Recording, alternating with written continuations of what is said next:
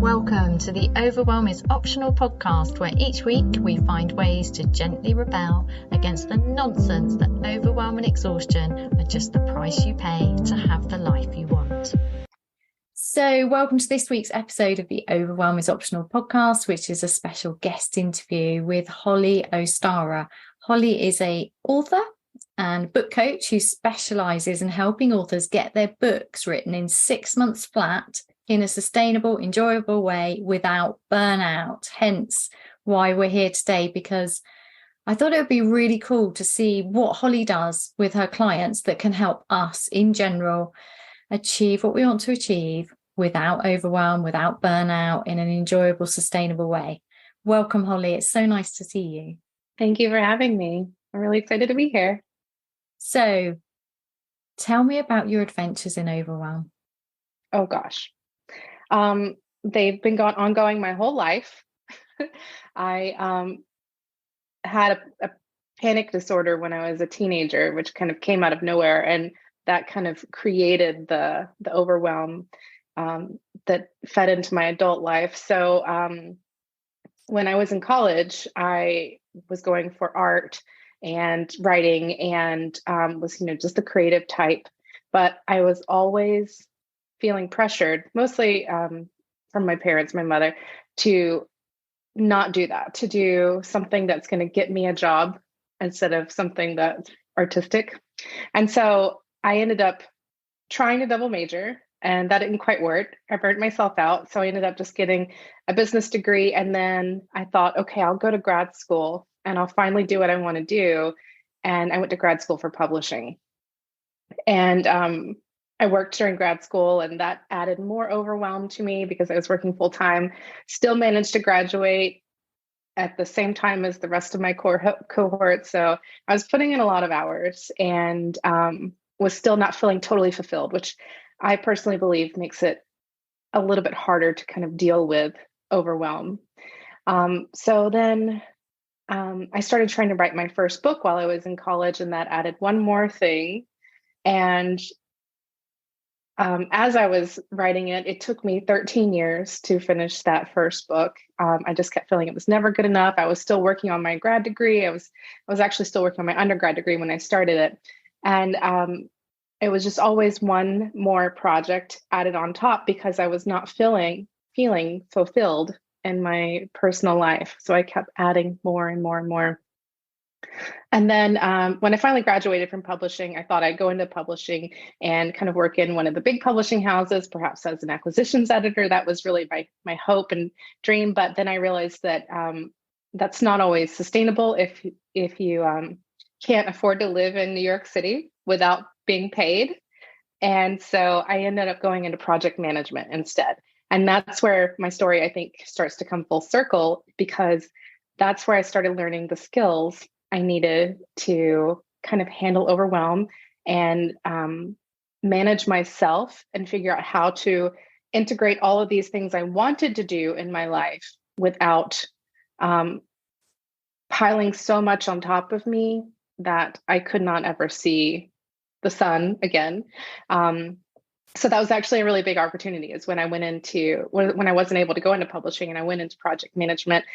Those circumstances, they forced me to take a new path. They forced me to look at different ways to achieve what I wanted to achieve. They forced me to prioritize things, and learning those skills just kind of helped my creative type brain be better at creating systems and processes that worked for me without making me feel burnt out. And I've brought that into my work as a book coach.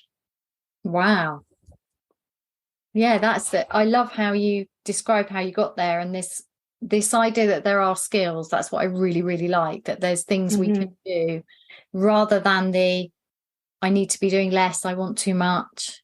You just went all in on I'm going to work out how I can have all of these things I want. And I really, really like that as a creative person myself, who's constantly coming up with ideas and starting projects. And yeah, I really, really like that. I am interested to know this one thing, though, before you tell me about what you do now. Do you ever feel like the systems and processes that you create sometimes cause you to want to rebel against them because they feel restrictive in any way? Or have you managed to Yeah. Yes, 100%, especially when I was first getting started. I also have ADHD, so I'm also having that rebel as well. But when I was first getting started, actually, and I was first going through like the training, the education, and then prepping to take the test for certification for project management, I hated everything about project management. I mean, I am a creative type, so it did feel very restrictive. And it's just taken me, it's been almost 10 years now since I first got certified. And it's taken me, probably 7 or 8 of those to figure out how to make it work for people who aren't type A or who aren't naturally inclined to go that process route. Yeah. I love that. I'm just wondering, well, I expect you'll tell us as we go through. So I'm going to ask the next question, which is the next part of your story. What do you do now? Yes. So now I am a business or a book coach for people, entrepreneurs who want to grow their business by writing a book, because writing a book is a really great way to build know, like, and trust. It's a great way to establish yourself as an authority in your niche. It's also a great way to just get the thoughts and ideas that are in your head out onto paper. And there's a method you can follow that helps you not only refine your thoughts so that you can understand it better yourself, but also teach it to other people. And that is one of the things that I find a lot of entrepreneurs really benefit from is being able to say what they want to say. And learn how to say what they want to say is what I mean to say, so that they can express their framework or their message or their methodology or the story of their business in a way that teaches and entertains and inspires other people. Because knowing how to do something and knowing how to teach something are different. And writing a book gives you that framework for learning how to teach as well as do. You do way more than I thought you did. Because you're not only creating this system that enables people to get this book out into the world, which is the project management, but you're also helping people find their voice and to communicate that. And I'd say that's a whole nother level of things. And that, yeah, tell us more about that, and then tell us about the systems thing, because I'm really curious about how you help entrepreneurs find their voice. Because even if you're not a business owner, because I have a mix of people listening, being able to know what you want to say and feeling confident saying it, being able to communicate, that's really important. So tell us about that side of it. Well, this kind of goes back to me just not being able to say no to any project and just having to find a way to incorporate it without getting burnt out. My undergrad degree is in business and I just really loved it. Even though it wasn't where I started, I actually did really love it and I developed a very entrepreneurial spirit from that. So helping people with business and specifically speaking their voice so that they can get it down into a book has been integral. And I just can't say no to one more thing, apparently. So about that in particular, there is a framework for books, and it's not something that you have to do this perfectly. Like, for example, a movie script, every little part of a movie has to land on a certain minute mark so that the movie will sell, and they will edit ruthlessly to get there. Books also have a framework, but they're not quite so harsh as that. And so they're a really, I think, easy way to guide you to figuring out what needs to go where, what you need to say. And the value there is that you have all these ideas in your head. You just don't know how to say it, maybe. You may not think you're a writer. It doesn't matter. Anybody can write a book, especially a nonfiction book. The framework that every nonfiction book goes through, every prescriptive nonfiction book, which is going to be like your self-help, your how-to, like build your business sort of books, those things, follows a journey. So you could think of it like a hero's journey. Your reader starts in one spot at the beginning. By the end of the book, you want them to end up the hero of the story inspired, educated, or motivated to take some action. And you can lead them through this hero's journey from the beginning to the end. And there are points along the way that you have to hit. And each of those points you can think of as a prompt to think of how to find what you need to say right here, which just by answering these questions helps you create your own or discover your own writing voice and write your book at the same time. I really, really like that question. I love questions. The whole, the quality of your life is determined by the quality of the questions you ask. So right. I think even for somebody who doesn't feel the need to write a book, I think that in itself, if you think about when you write the story of your life, I think it's a really, really good thing to do is to rewrite the story of your life in a different way, to examine it with different questions. Because often when we tell the story of our life, if you listen to how, I think it's really interesting in a way to listen to how I tell my story, because it's changed as I become, as I forgive myself for being young once and making silly mistakes, as I forgive myself and accept myself more, as I become clearer on who I am and what I want and what my purpose is, I can hear my story changing. So I just really like the idea actually of, in general, for all of us, writing down our stories and writing them in a way that makes them into our hero's journey, because we are the hero of our own life. And I just think that's in fact, one of the things on my to-do list at the moment is to write the future, write the past and the future of my business, write my business story to inspire myself. I love that. Yeah, I love that. You should do that. No, I will do it. So it will be just looking at the past 5 years and reframing it completely positively to wake up my brain and stop it doing that thing of, you should have got here faster, you shouldn't have done that, you shouldn't have invested that money in that course or that mentor, you shouldn't have done this, you shouldn't have done, the whole judgment thing. So just taking that and rewriting it in a format where every single choice I made, every single thing that happened was working out for me, and looking at what's the gift in the journey, rather than what our brains normally do, which is judge us harshly. And then moving into a future where I'm writing in what I want to call in next, so that I can take my mind to that future already. And I just think that's a really beneficial, I think it's a good thing to do anyway. I think I want to do it for my business as a businesswoman, but I think doing it for your life is really, really helpful. And I really relate to what you're saying about the writing of a book, helping you get your thoughts together, because my book took 2.5 years.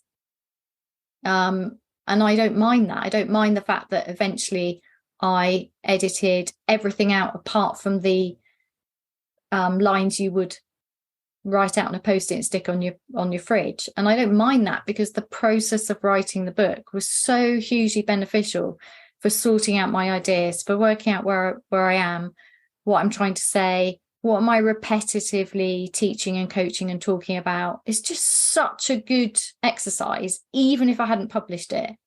But I think when you think you're going to publish it, it changes it, because you up your game, right? You just kind of, there's an ending to it. There's a time there was certainly a time for me, and I know other authors I've spoken to, when you just have to go, stop now.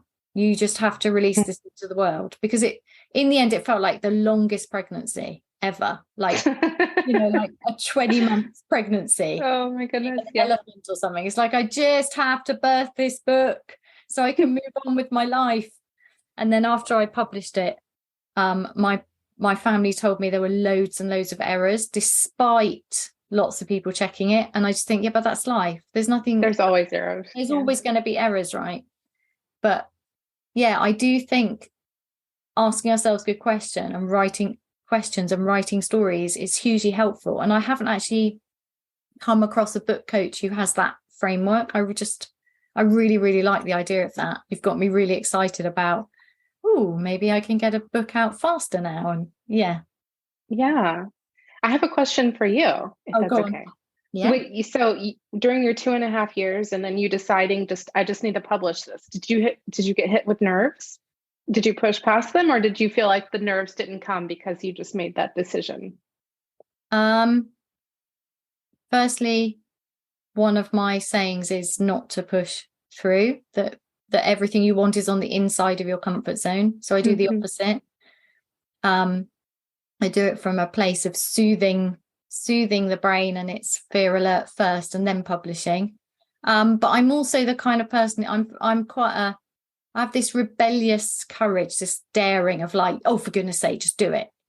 That kind of, not in a kind of blasé, I don't care what it's like way, but just like enough already. And I think that feeling that it was long due, because I'm very, very good at setting my own deadlines and meeting them, but changing them if they need to be changed. So in the end, I was like, I just have to get this book out, because it felt very physical to me. It did feel like giving birth. It's like, I need it to go, because I can't, it's taking up too much space in my life. And regardless of how imperfect my mind is telling me, that I know there's people who need to hear this message.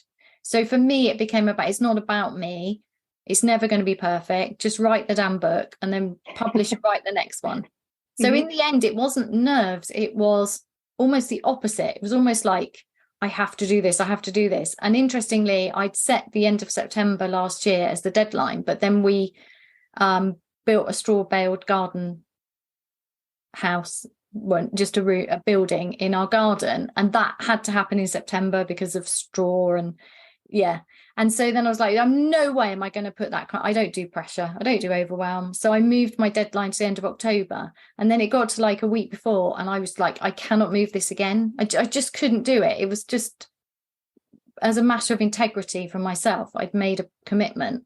And so from that point, there's no nerve. There was more nerves about not getting it published, because I couldn't bear to let myself down. So yeah, I guess, but along the way there would have been nerves. But no, I don't push through. I refuse. That's good. Thank you. I found that sometimes people do have nerves and they do try to push through, but it doesn't ever work out like you want it to when you try to push through. Oh, tell us more about that. Well, you end up thinking, well, I'll give you an example. So the first book that I ever wrote and published, I set a deadline. So my baby was born August 2018. And I was so close to being done with this book when I was pregnant. And I was like, I'm going to publish this before she's born. And so I pushed through, and ended up publishing it. And, it got good reviews, actually great reviews, all 5 and 4 stars. But I could not look at it. I had to unpublish it because I didn't think it was ready. And I had pushed too hard, too fast. And I did get it. I actually did get it published like the week before she was born. But I never felt that it was right and that I had done it too fast. And so I unpublished it, and it's been unpublished for 4.5 years. Yeah, I tried to get hold of it and it was not available. I thought, where's the book gone? And I'm gonna republish it one day, but it has to be the right time, because I'm not gonna push myself through anymore. I know that there is something that I don't like about the ending, and I don't know what it is yet. So we'll find out one day, and I'll fix it and republish it. I really, really like that attitude. Yeah, that is completely in line with this podcast and the whole gentle rebellion of really tuning in and listening to yourself, and then trust, because you've got a huge trust there. When I find out the ending, then I'll publish. There's just an assumption the ending will come, and I really believe that. And I think, to me, it's that whole, when we allow our overwhelmed mind from a fear base to make all the decisions, that's when we create all of this overwhelm. That's when we start getting closer to burnout, because we're out of alignment with ourselves, and it's just not a good place to be. I just don't believe, I personally don't think the mind is a good place to live, because it's got such a negative bias towards fear, so easily distracted. But also because you've got all of this other, you've got a heart, you've got a body, and they all want to join in the conversation. And I just, I really like your rebellion about the book, even though it was successful. Yes. And putting a book out in the world, even So that was a novel. It was fiction. And even if it's nonfiction where you're just stating, facts or your thoughts, it's a very vulnerable thing to do. Yeah. And you have to feel comfortable with it. And I think that there are nerves and then there's nerves, there's a set of nerves that's, I've never done this before and this feels new and a little bit scary. And then there's nerves that are telling you something, you need to do more work on this, or you're not ready for this and you need to think about it more or work on it more. And that one you don't want to ignore. That's great advice for life, not just getting a book into the world. Yeah, listen to your gut with the book, because it is a very vulnerable experience to share your thoughts and put them out there with literally everyone in the world. But it's also a very invigorating experience and a very exciting experience. So it could be both and. Yeah, but I think you're right. It depends how you do it, like everything. Yes. Yeah. Yes. So do you have any advice for me on how to... Now, this is interesting, isn't it? Because now I'm thinking, am I going against what you just said? In my head, I have this idea that I could write books faster. So I'm the kind of person who has ideas flying at me. I wake up, I'm an ideas machine. And I've always written, but never told anyone, tried to stop it. So I never understand when people say they have writer's block. I'm like, well, can you tell me how to switch this thing off? So I have Google documents with stuff written that never gets edited because there's just, I'm not going to say it's too much because I'm really grateful and I don't actually want it to stop. But for me, there's something in about, is there a more efficient way for me to get books out into the world without overwhelm, without pushing on through? Do you feel like you're pushing on through when the ideas come to you so easily? No, Yeah. I don't push ever. I think you are one of those special cases who doesn't get writer's block. But I will also say, I don't believe in writer's block. I think it is a muscle. So writing is a muscle, and you've clearly worked yours out enough that you've developed strength in it, and you can sit down and just write. A lot of people will get stuck in their head and they'll feel like they don't know what to say. They'll say, oh, my muse isn't here, or I don't know what comes next. That can be solved. I write blah, blah. When I don't know what comes right, I just write blah, blah. And when I know there's a word and I don't know what it is, I'm not going to waste time thinking about it. So I just literally write. If you read my first copy, it just says blah, blah, blah, blah. Right. Yeah, I'll put like 4 or 5 capital X's because I can control or command F to find those later. But blah, blah works too. That's the kind of tip I like. Yeah, it's so easy. I love that. Right. I suppose I could do control find blah, blah. You could, yeah. In general, I find that when I go through it again, it'll come, or actually quite often what happens is the same sentence appears again with the missing bit, or the other half of the sentence appears somewhere else. And then it's like a puzzle, a giant puzzle, and it rearranges itself I can see it moving like this, and then I have to see what it says, and then something happens.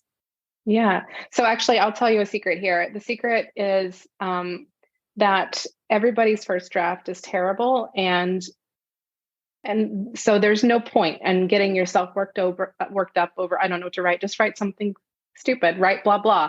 Just write something that doesn't logically flow from the thing you wrote before, because books are created in the revision. They're not created in the first draft. So when you go back and you do those revisions and you see you started talking about, I don't know, how to open an ice cream shop here, and then the next paragraph is how to develop ice cream flavors, and that doesn't make sense logically when you wrote it. Just having those 2 pieces there gives your brain enough to work with to fill in the gaps during revisions. And that's how the book is created in the revision. So your brain knows, okay, piece A is here and piece C is here when I'm writing the first draft. I don't know what piece B is yet. But when you come back through and do the revisions, your brain sees piece A and piece B and says, or piece A and piece C, and it knows what piece B is at that point because it has two things to anchor to. That's going on. Yes. So when you have writer's block, quote unquote, the thing to do is just write another sentence. It doesn't have to even be on the same topic. Just write something else. Write one more sentence. And then you might end up moving that whole next section to another chapter. You might cut it. You might turn it into something else completely. It might become part of your marketing material, or it might become a blog post or social media content, but it's not wasted. The only time that you waste anything is when you just stare at your blank page and that blinking cursor and don't put anything down because you're afraid that it's not good enough, or it doesn't make sense, or it's not on topic. Just write. And actually there's this quote. It's been attributed to like probably 4 or 5 different authors. I think I've heard it attributed to like Mark Twain and several more people. So it's very apocryphal. But the quote was, I only write when I'm inspired, but fortunately I'm inspired every day at 9 a.m. And that is how I feel about writer's block, that inspiration does not come to you. You create the inspiration when you sit down to write. And so to answer your original question of how can you make writing more efficient, the first thing is you want to have a plan. You want to have your little map, your hero's journey map to what your reader is where your reader starts the book, where you want them to end up, and the steps you need to teach them along the way to get there. There's a format for like self-help books or how-to books that I give my clients, and it's kind of just like mix and match. Put this in here, fill this in, and then surprise, you've written an entire book. You just have to put it together. To make it more efficient, you need to have that plan. I also believe that everybody is very different, and everybody needs to have their own little ritual around writing. What do they call it? Habit stacking. Like when I brush my teeth, I'm going to also floss or something like that. This is finding your particular place and time and circumstances that you write best to create your own little rituals. So maybe it's before you've had morning coffee, only between the hours of 5 a.m. and 6 a.m. And you have to experiment to find what works for you, because, I always thought it's better for me to just get it done out of the way while my, brain is in good shape in the mornings. But that's not true. I actually don't write very well until I'm tired. And so I write better late in the evening. And fiction anyway. Nonfiction, of course, I need to still do in the day. But fiction, like, I don't know, when I'm tired, I can create more fantastical situations with my brain, and it works better. So that's something you can only figure out through trial and error. And so I really believe in writing rituals to help you create more efficiency, because it helps you find the right time so that you're not, struggling at 4 p.m. when 4 p.m. is not a good time for you. No, I don't. No, I'm all right. I'm okay with the writing rituals. I think what happens is they don't. So I was back into writing daily. And I don't actually believe in the whole, you have to write every day for the rest of your life. I do think that sometimes we stop writing and then we start writing again. But then the builders came, and I've realized that's what's happening. The builders came completely through my entire routine, and I was working around them. But obviously client work's more important than writing the book, and it's just thrown me completely, particularly as they were very unpredictable. I expect that's normal. All builders work in a particularly unpredictable way, but despite having very, very stable weather, which is not usual in England because we get a lot of weather, I don't understand why, but they managed to screw up my routine for much longer than expected. And I expect it's completely normal, but I've noticed that has thrown me, because I'd anchored my ritual and then It's gone out the window. And in some ways I quite like that, because I quite like can you still do the things you want to do, even when all of your anchors, even when all of the space you've created around it gets thrown in the air? But I think for me, it's not the writing, it's the editing. So I like what you said about the book gets created in the revision. That's cheered me up, because now that feels different. Whereas I notice I have this natural resistance to editing. It's like, well, I've already written that and now I don't understand where it's going. And then the next ideas come in. So what's happening to me is I'm just writing and writing and writing. And often it's the same stuff. So I'll have written exactly the same blog post, but not published it 6 months or a year ago. And I think it's new, but it's not, because it keeps knocking on the door until I So basically, I got a bit of overwhelm of writing, like too many things going on. Well, if you've got too many things going on, especially with the builders, it's going to be overwhelming. And oh no, I don't mean too many things. I mean too many bits of writing. Oh, too many bits of writing. Yes, having too many projects is also a problem of mine.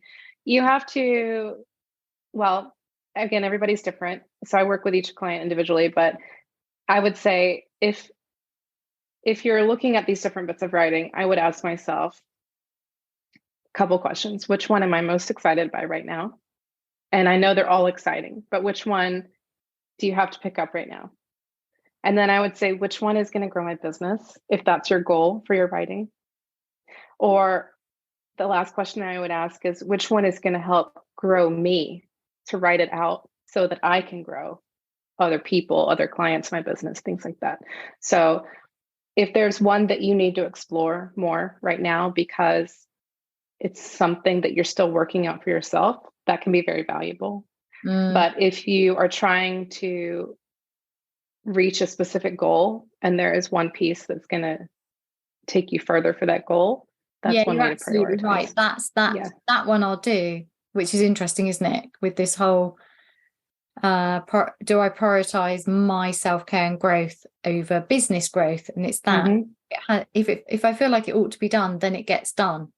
But I really also there was a method I learned from a writing course about writing to discover, and I really that. So you ask yourself a question and then you just follow it and you just see what comes up, because I do believe we have all the answers inside us. And yeah, so I can see the difference in some, even though they're all for the business, I can see the difference in some of those. And I really like your questions. Thank you. I found that really, really helpful, actually. You're good. That's what I'm here for. Right. Tell me your top tip for listeners of this podcast.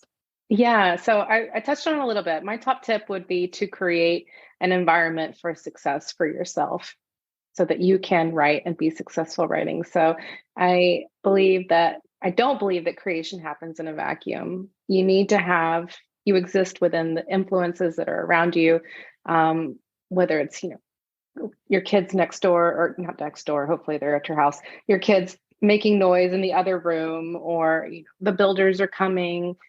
These are all things that influence you. And also, like, how much sleep did you get the night before and things like that. So having a dedicated time, a dedicated space, a dedicated, even like perhaps ritual, if you do a little habit stacking, I think is a really key way to write without feeling the burnout, because it starts to become just a muscle that you use. The first time that you go to the gym, it's very difficult.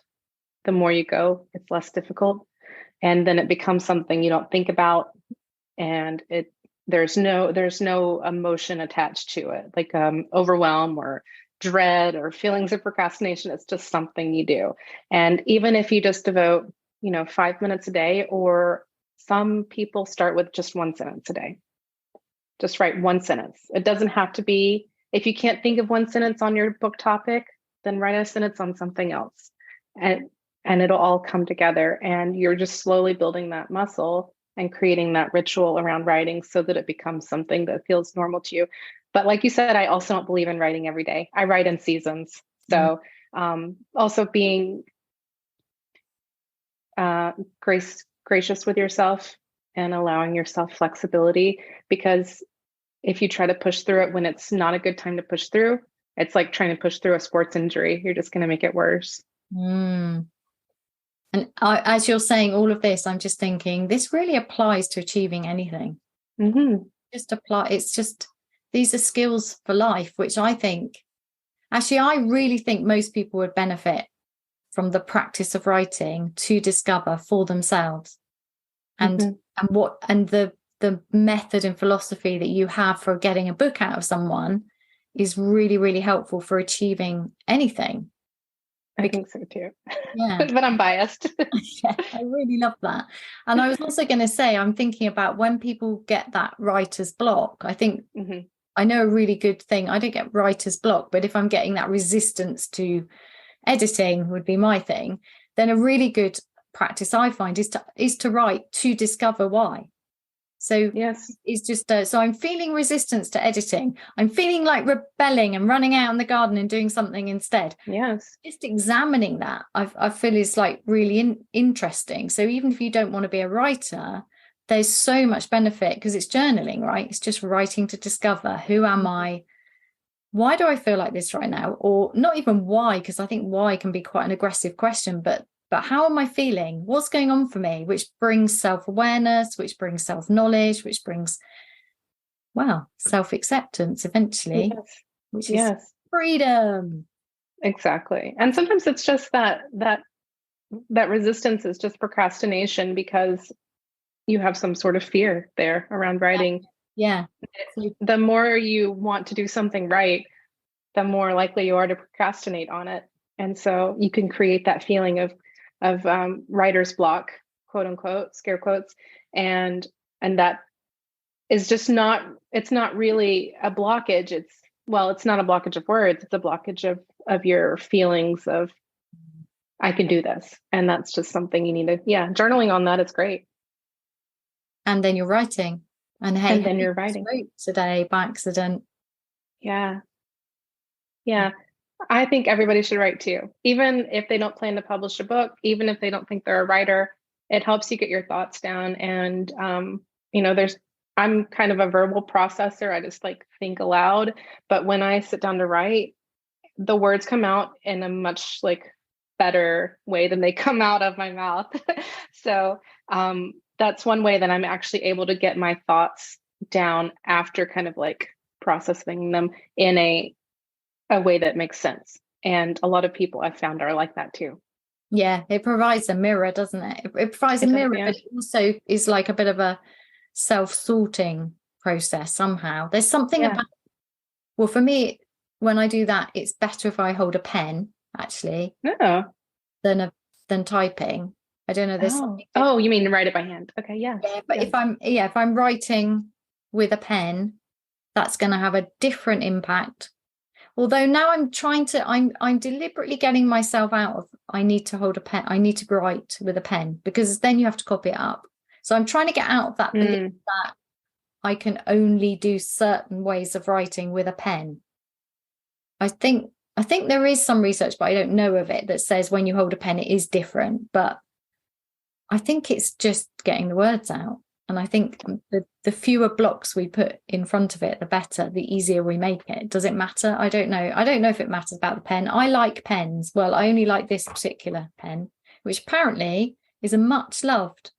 Somebody told me that Bic biros are one of the most something, I can't remember what he said, something to do with one of the most loved objects, which is hilarious because they're cheap biros, but they're very distinguished in like appearance. I wonder if that's it. I don't know. I will only write with these pens. They're good pens. I have those pens. There you go. See. Yeah. Right, tell us where we can find out more about you, and also know you have got a nice freebie that people can download if they want to write. So tell us about those. Tell us about that. Yeah. So if they want to create a ritual for writing so they can start developing that practice, I have a writing ritual tracker, and it's more than just a word count tracker. It's an editing tracker, and it also lets you track how you're feeling and where you're writing and what you're accomplishing on those days. And then you can start to sort and filter the tracker and see, oh, this is where my best time is. And this is when I get the most words written, or this is when I get the best editing done and things like that. And that's available on my website, booksanalchemy.com/writing-ritual-tracker. And then I'm also on Instagram at Holly Ostara. Thank you. And we'll put both of those in the show notes for people. And I think I need to go and get that. Well, I need to go and get it. I don't like the whole need to do things. I think I would love to have a play with that tracker to see if I can work out when I want to edit, because in my head I think they're separate things, the writing and the editing. They are. Mm-hmm. I think they need their own space and their own ritual, and I think that might help me get more stuff out into the world, which would be a delight. That would be fun. Much, Holly. It's just been such a good conversation. I know it's going to help a lot of people. Thank you. Thank you so much for having me. I really enjoyed chatting. Thank you so much for being part of this podcast. If you enjoyed this episode, please do take a little moment of your time to share it, like it, etc., to help other people find it. And if you'd like to know more about my work, please go to www.tidymark.co.uk.